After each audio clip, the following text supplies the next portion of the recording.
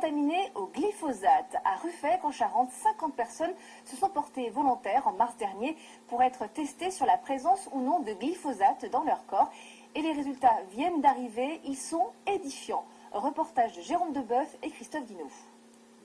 Sur la fiche de Pierre-Marie, adhérent d'Europe Écologie Les Verts, le taux affiché est 20 fois supérieur à la norme. Je ne m'y attendais pas en faisant, quelque part, en ayant fait un choix, parce que c'est un choix volontaire, de consommer du bio. Il met clairement en cause l'eau du robinet. Je bois 1,5 litre à peu près d'eau par jour, de l'eau du robinet, parce que quelque part je la paye, donc il n'y a pas de raison que j'achète de l'eau en bouteille, après il faut retraiter les bouteilles. Donc en fait, ce taux-là, moi, c'est quelque chose que je subis. L'enquête s'appuie sur une cinquantaine de tests d'urine réalisés le 16 mars dernier sous contrôle huissier à Ruffec.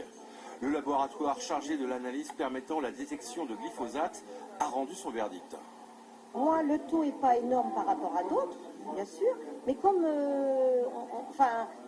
logiquement on ne devrait pas avoir, donc je me dis, pourquoi j'en ai du coup voilà, donc ça ne m'inquiète pas de façon dramatique par rapport à ce que j'ai. Mais quand même, je me dis, c'est pas normal. Donc vous avez le résultat me concernant, donc vous avez le nombre d'échantillons du lot6.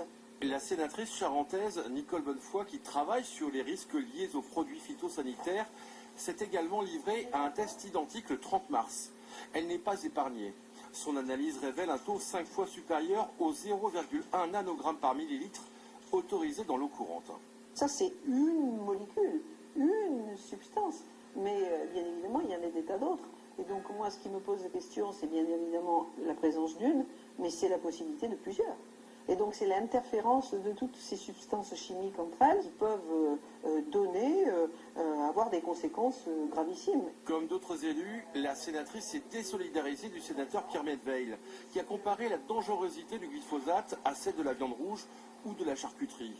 Quant au collectif charentais Vigilance OGM Pesticides, il incite aujourd'hui les personnes testées à porter plainte contre l'État pour mise en danger de la vie d'autrui.